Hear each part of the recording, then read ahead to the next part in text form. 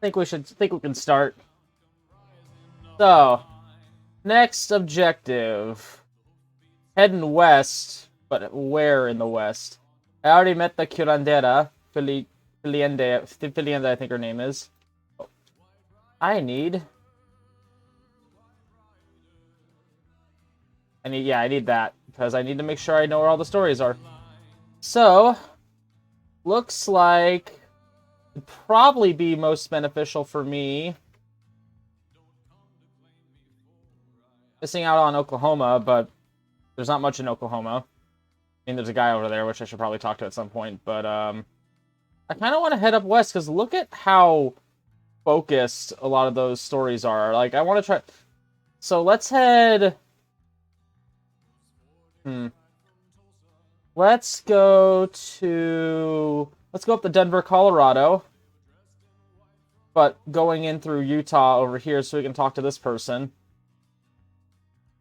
Do I have any Well, once we get to that area, we'll determine what stories we have to tell.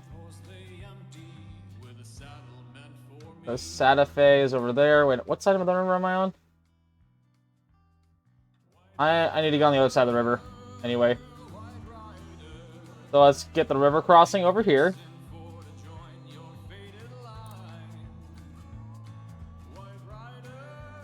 There we go. See, I think I saw that there's a story over here, so let's go grab that real quick. Gorgeous music all around, too.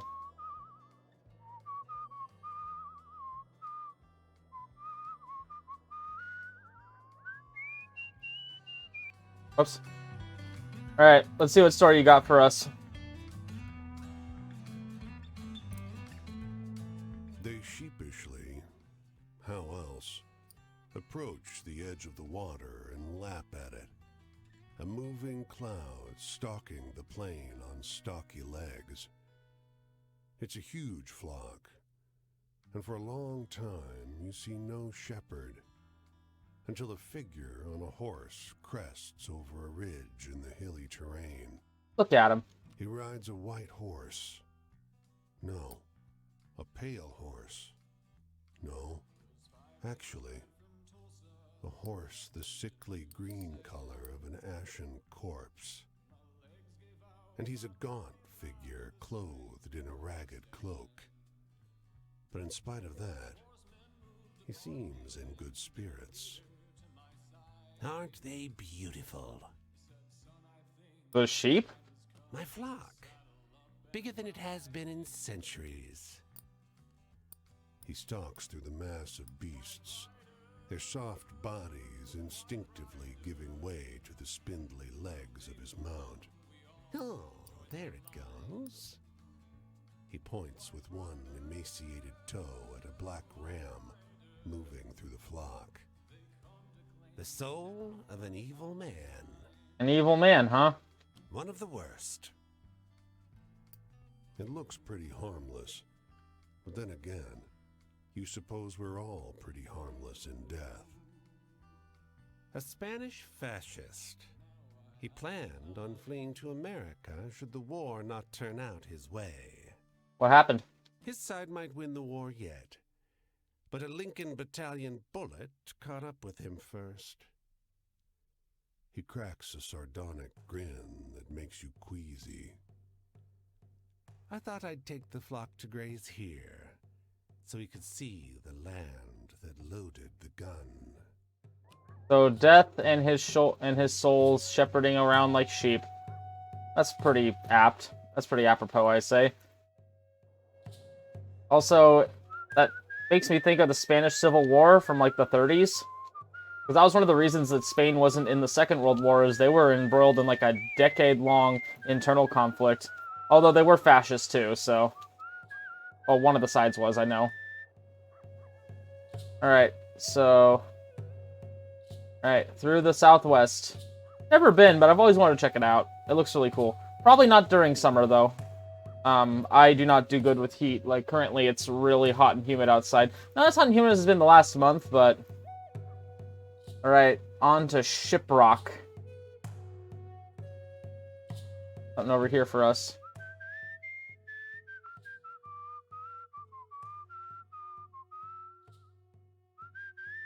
Alright, what do you got for us in Shiprock? Search. There's a rustling in this cactus patch. Down where the spiny paddles disappear into the sand, something is writhing around. At first, you think it's an antelope, perhaps, fallen among the thorns. Obviously it's a corpse, because look at that picture. Oh, fuck. That shrunken human skull whips around to stare at you. And those hands, God, like talons. They scrabble in the dirt. Ah!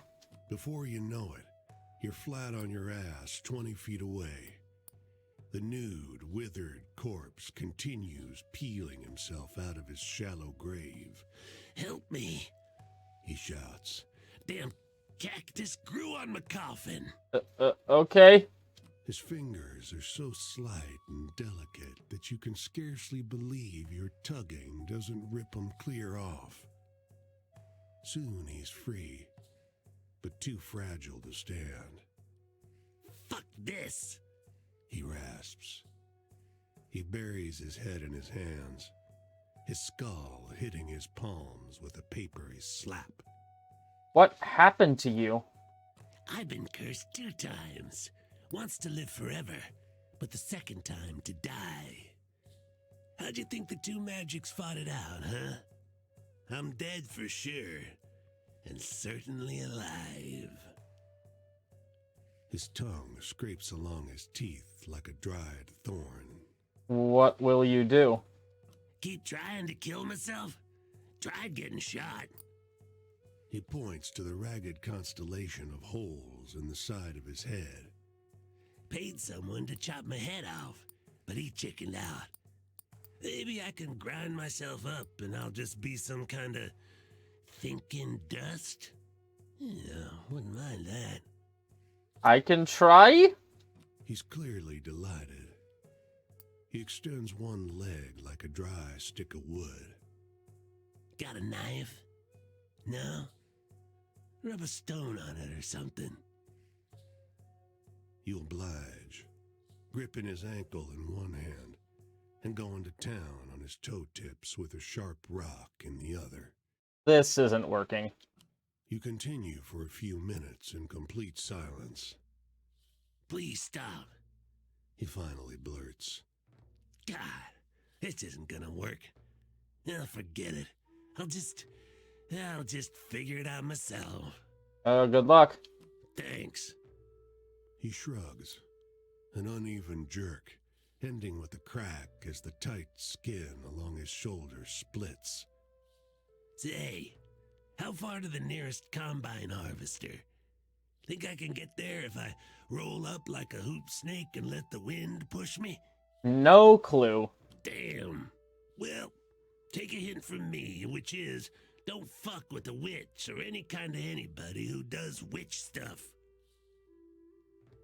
You beat it toward the horizon, glad that you didn't have to compare curses with him. Clownish corpse who claimed he'd live forever. I mean, he's a corpse, so I would put him at his word, I guess. That looks like that's for money, so no need for that. But I do see one of my stories over here. This is the bar with the one businessman and the squat, sharp-eyed man. A story about the vigilantes who hunt grave robbers across the Midwest. Halfway through, he stops, recognizing the look on your face. You tell him the story about the grave robber at the burial mound. More exciting, sure. There you go. Alright. And then, what about you? Slowly, he turns. His eyes don't quite make it to yours. His whole body keels back over the wooden railing where he perched and down into the dusty road outside the saloon. Now you see the gunshot and the trail of fresh blood that leads back inside. Go to him. Kneeling by his side, you offer platitudes you know are no good. His hand takes yours, and into your palm he presses 2 silver coins, slick with blood. Eyes, he pleads, the last of his life rushing from his lips. Put the coins on his eyes. You carefully lay the coins over both closed eyes, trying as respectfully as you can manage to fasten them in position. And you move on. Before you turn the corner, you look over your shoulder. He's still there. Move on. The gunshot man outside the saloon. Alright, let's do some cleaning up on my stories. I need to keep stories in here that have not awoken yet. Nope, not that one. Nope. Here we go. Fire lover in the southwest. Let's go. Woman murdered by her lover in the southwest. Oh, those are all good for right now. Okay. I need to get some more stories. Some ways. I need to get more scary stories or whatever this is. Alright, let's go talk to this person, whoever they are. Make camp. Dehaaya. Wildflower seed. Ya hatadhin halani. Good evening, Shikis, my friend. Come, let me show you how to sprinkle corn pollen. First, reach into the medicine pouch and pinch the tahadinhi. Then sprinkle it on top of your forehead to ask for wisdom. Touch the tahadinhi to your tongue to bless your voice. And sprinkle the remainder to bless and guide the path before you. With beauty, may I walk. Beauty, may I walk? With beauty before me, may I walk. With beauty before me, may I walk? With beauty behind me, may I walk. With beauty behind me, may I walk? With beauty above me, may I walk. Above me. Beauty all around me, may I walk. Shikis, my friend, can you tell me a story that brings strength to those who hear it? How about... The girl with tons of cats. I do not understand what is so funny about this story. That's supposed to be a funny story? Alright. What brings joy?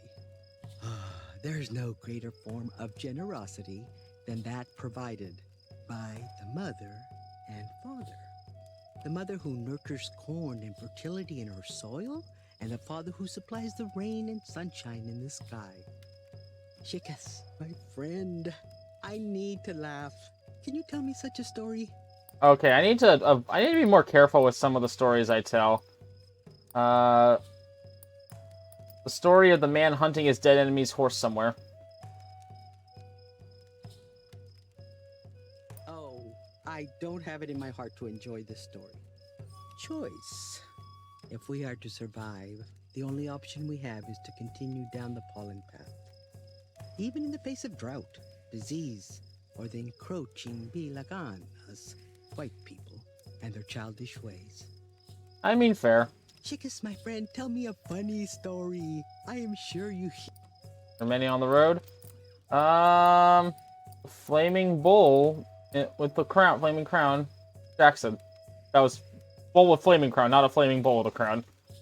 I do not understand what is so interesting about this kind of danger. Authority, you say? The Digne must respect who we are as people by first respecting our bodies and souls. If I ever need help with this, I remember that the lessons and teachings are written into our creation stories. Digne bahane. Shikas, my friend, Laugh. Story of the murdering twins near Montgomery. This story is very frightening. I do not understand how you can enjoy it. Family.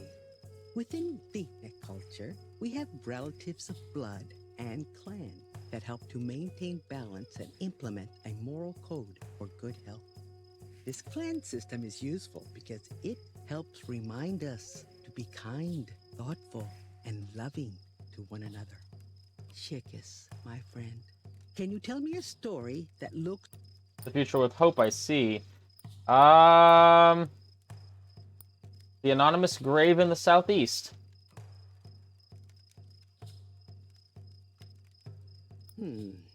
I do not wish to spend my time dwelling with this particular sadness, Shikis. Change. Every day the world is reborn. That is why the sun sits beyond the mesa and the night settles on the land of our ancestors when the colors fade and darkness descends on the world. Yet in the morning, the color returns and all the animals come out again. Change is a constant rhythm that we must embrace in order to maintain balance in our lives. Yep. The sun has risen. It is time to go. There is much I must do today as I continue my work. Next, I will be traveling this way. I hope that we can see each other there again. I hope so too. I wish to tell you more about the strength of the Dine in the face of the encroaching Bilganas. The one who went upward. And one of my stories is already upgraded a bit. Come to think of it, honestly, I need to gather more stories, if I'm going to be completely honest. So I think I'm going to actually head back down into Arizona area before I go up to Colorado. First, let's see what story this one is. The old man, thumbing his watch, wants to tell a story. Stumbles quickly about a tale of the haunted mill operated by ghosts, confusing himself now and then. The story of the creepy mill. Yep. Awesome. So now, let's head southwest into Arizona and keep moving that way. And then that way we can go up through California and grab all of the stuff in there. So this way I want to go. Nice that they have, at least, I'm glad that I have like a little way to give my directions to myself. And there we go. Arizona.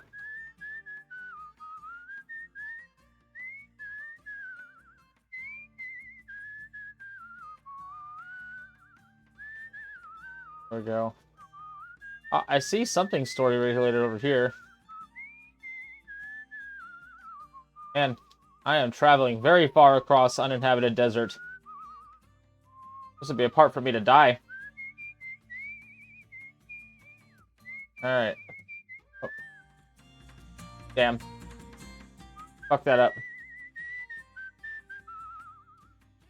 Oh, we're going to Phoenix. Phoenix, Arizona. Alright, the curandera lady is there, but I'm gonna ignore her for right now, because I want to focus on gathering stories for a little bit. So let's see. The gentle breeze sways the man on his horse. Poor fella must be having himself a saddle nap. Or he's just dead. Howdy.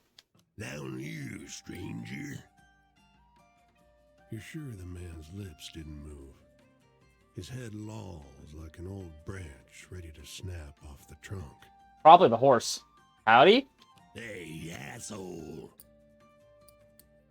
The horse's grotesque tongue slaps against the roof of its mouth, forming awful mockeries of human words. You got a problem with talking to horses? I shall address you then. Not my mistake, sir. That's better. You got any food, stranger? Maybe a plump apple? Eating for two here.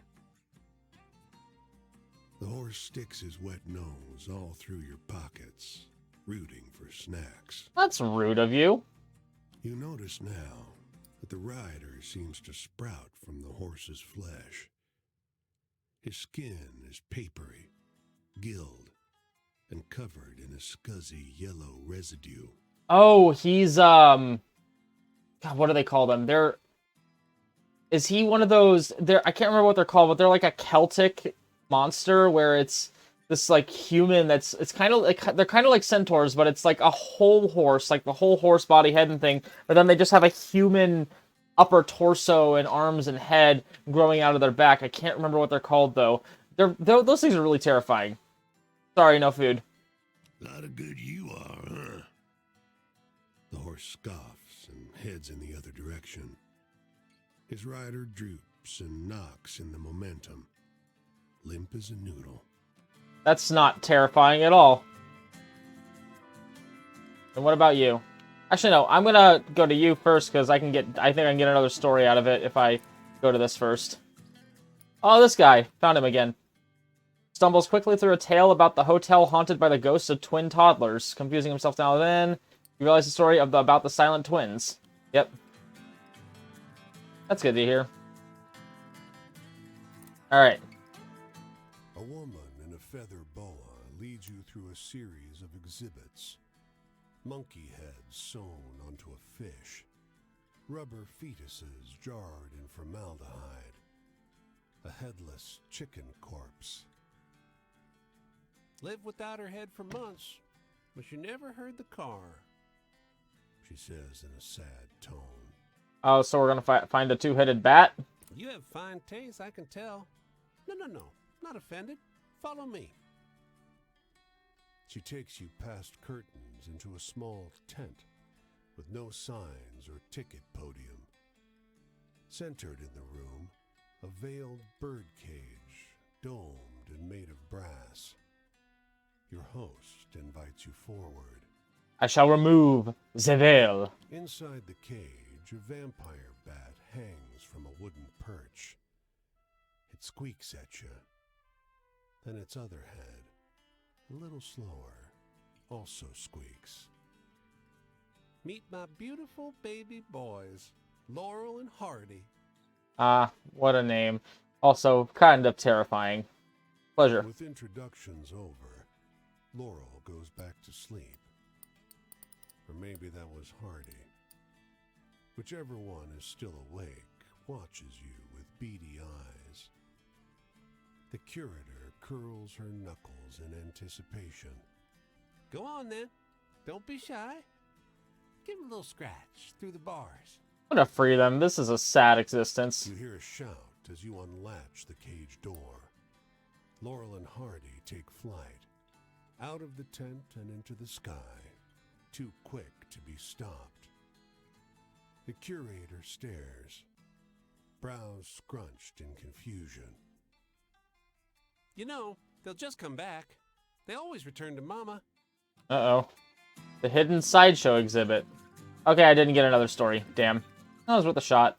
Alright, let's start heading towards California.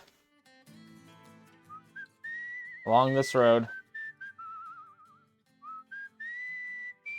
Whoops. Didn't mean to do that. There we go. Oh, story. I see you. We're almost to California. We've almost made it west. There we go. What do you got for us?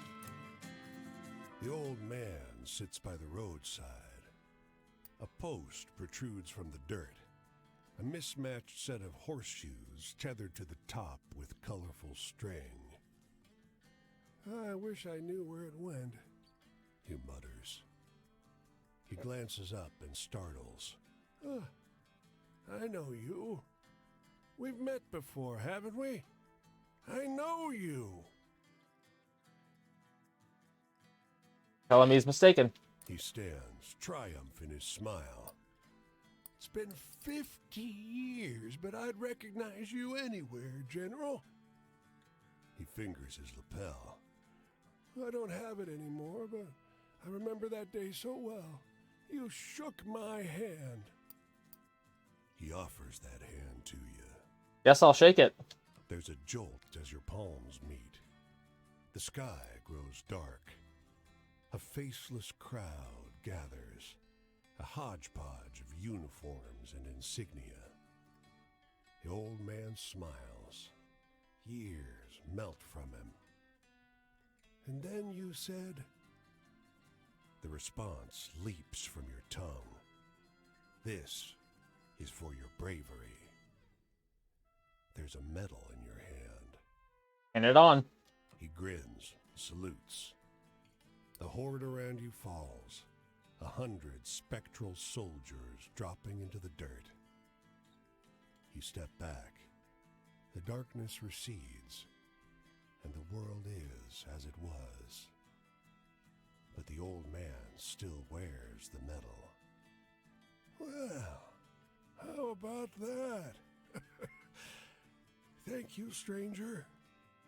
Alright, old man seeking lost things. Man. Still, this place is still not nearly as weird as the Southeast was. I'm still startled by half the shit I saw in the Southeast. Although the horse with the man growing out of it, that's a yikes moment. Alright, the Rio Grande. We're almost to the ridge crossing. But first, you. You lie down for a nap in an abandoned rail car, delighted to find it still has actual berths, but wake to the sway of a carriage in motion, the rhythmic rattle of the rails, and the crack of gunfire. Sit up. The porter is one of the biggest men you've ever seen. He holds out a hand. Don't trouble yourself. He addresses the carriage. His voice rattles your ribcage. Ladies and gentlemen, please remain calm. I shall have this situation resolved shortly. Look out the window. 4 bandits on horses keep pace with the train, trading shots with someone in a carriage further ahead. The porter slips out of your car. Isn't Joe a wonder? Says the woman seated next to you. He's been on his feet for hours already. Look for a way off. You hear heavy feet on the roof. Joe's booming voice vibrates through the carriage as he addresses the bandits. You don't hear what he says, but after a minute, the bandits slow their horses and drop back from view. Joe re-enters. Is everyone all right? Tip the man. Joe smiles. Thank you. I don't get no tips till the end of the run. Go back to sleep. You don't know how you got here, but it's hard not to feel safe under Joe's watch. You wake up back in the disused train yard. In the dawn light, you see the rusting stock here was laid to rest long ago. Leave a tip. You leave an offering on your berth and slip out of the carriage. Joe, the Pullman porter who protected the trains on his runs. Alright. Seems like a nice guy. Alright, got a thing on the other end. Maybe that'll give us some money, more money to make up for what we just gave away. So, cross here. And talk to you. Want to make some cash? This woman asks. She's balancing a box of bread and lettuce on her head. You help her grill hot sandwiches in a tent at the edge of the county fair. The work is easy as hell. She pays you decent money, too. Alright, sweet. Made my money back. And welcome now to California. California. So, let's just push along the coast. Because that seems like the easiest way to get what we want. At some point, I'm gonna try not to...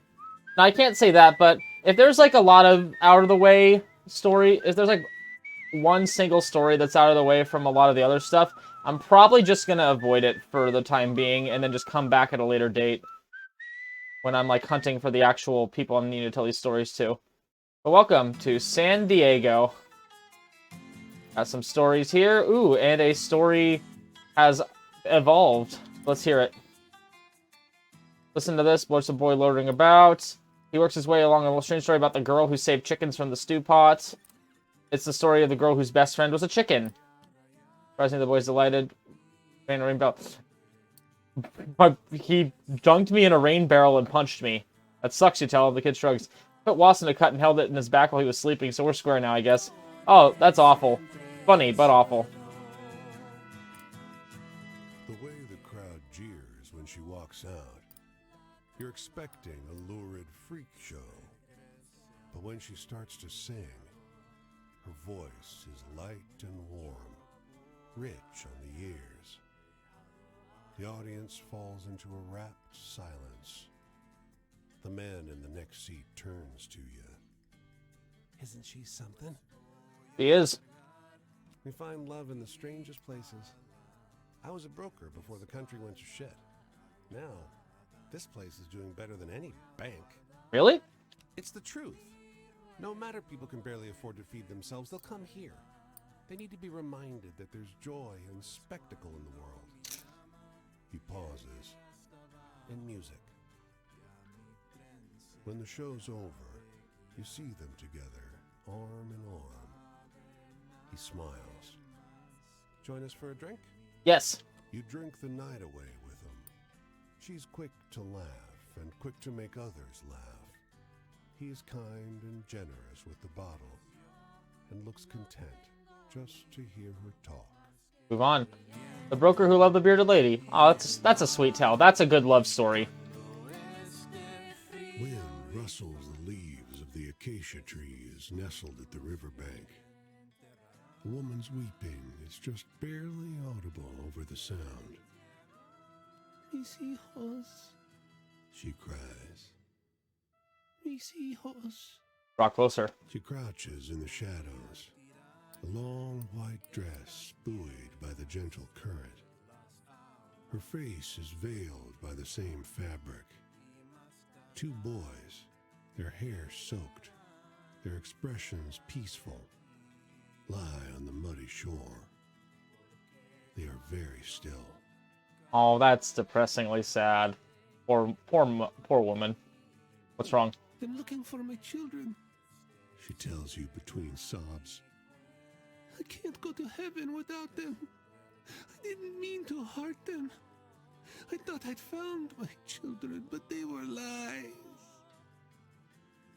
The boy's lips are growing blue.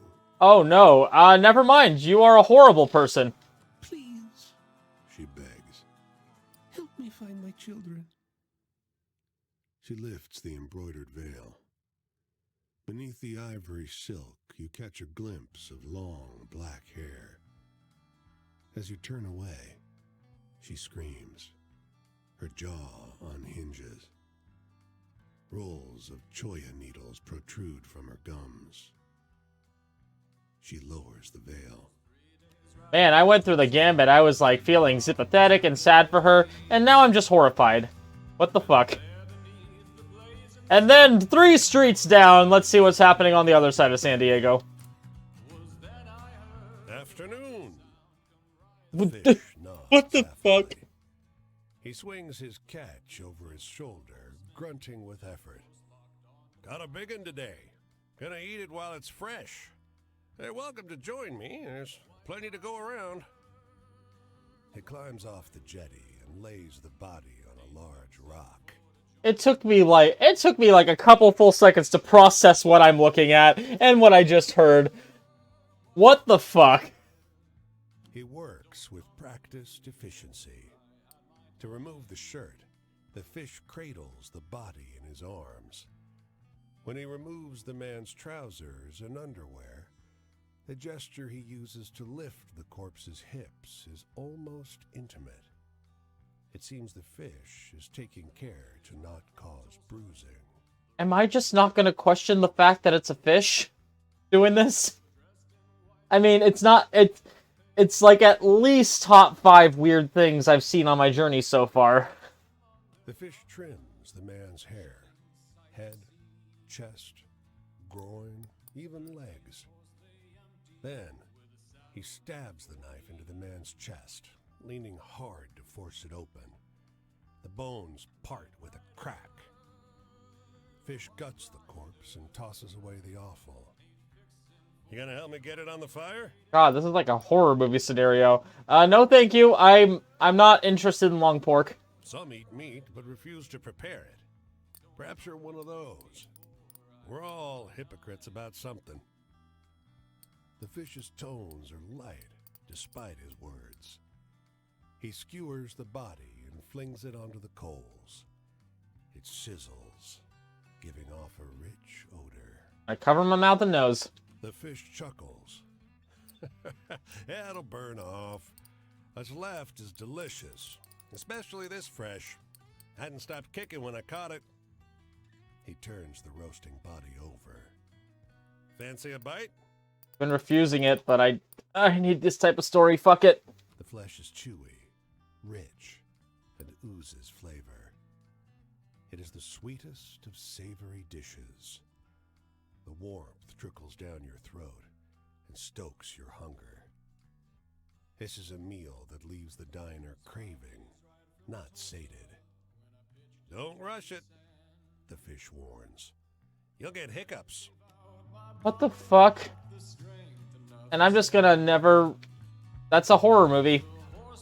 I really shouldn't have eaten it because now I have an injury. Or do I? Do I?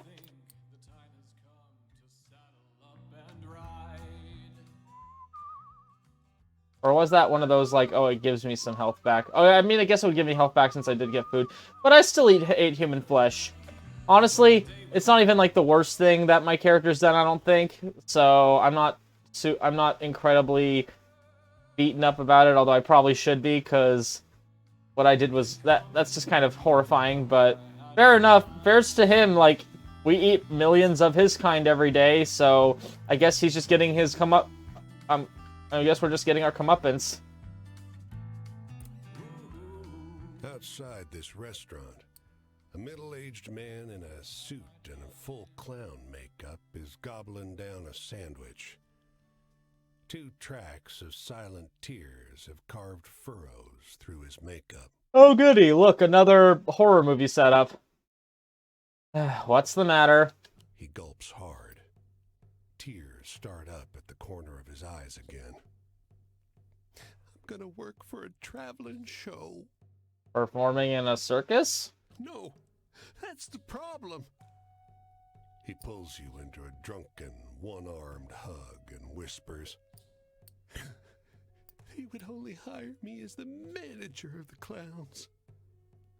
His eyes are wild and unfocused. And God, these tears are real. I'm not good enough to perform, but they'll let me push paper. Won't you make more money? That's not the point, he cries. Run away with the circus, they say. Run away? I've got 3 kids. I can't take chances. I need real pay. He seizes you by the collar. Never agree to do something you hate, he says. If you get too good at it, you'll never do the things you love. That's sad. Was trapped as a manager. That's a very disinterestingly creepy story. Alright, let's head into LA.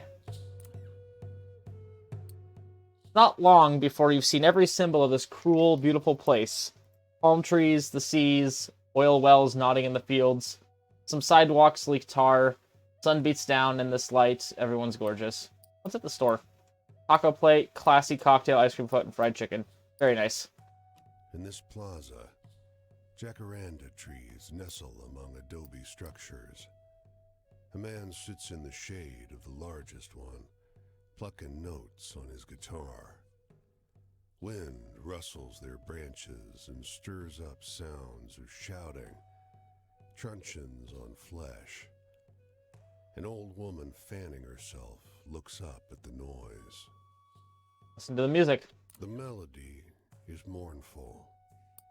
In the song, a man bids a tearful farewell to his wife and son as he's rounded up and forced onto a train to a country he has never seen. When the last notes fade, the only sound is the wind sighing through the jacarandas. Move on. The literary voices of the repatriates in Los Angeles. Okay. And next is this story, then we'll meet this person. We got a couple more stories that we can, like, throw around, I think. The old man sits on an upturned bucket, looking out over the tracks. His hands tremble, and his head shakes, but he is smiling. The growing dark and the efforts of a young station hand to send him home do nothing to deter him. The old man waves the boy away. Move closer. That's it. You've nothing to fear.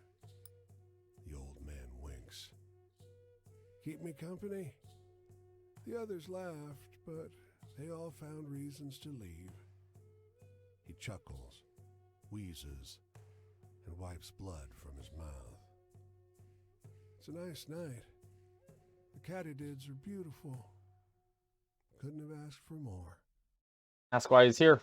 I'm here to die. He takes your hand in his weak grip. Heard the whistle. 11:59. Thought I'd meet it at the station. Wouldn't want to make it late. He straightens his tie. Never been on a train I didn't work on. Nice to see what it's like. Check the time. He sees you looking for the station clock and checks his watch. It's 11:55. Don't let me keep you. I don't know if they'll take extra passengers, but you might not want to find out. He looks anxious. You better leave if you're gonna. Stay with him. He shouts as if compensating for loud noise. It's coming! The katydids sing, but that's it. He points. There! A train, intangible as steam, glides silently down the track. It slows and pulls up. Help the old man stand. The old man leans heavily on your arm. He squeezes your hand once and lets go. He goes to climb onto the train, accepts the hand that is offered to help him in. The train is gone. The old man is lying on the ground. He is dead. He is smiling. Tick.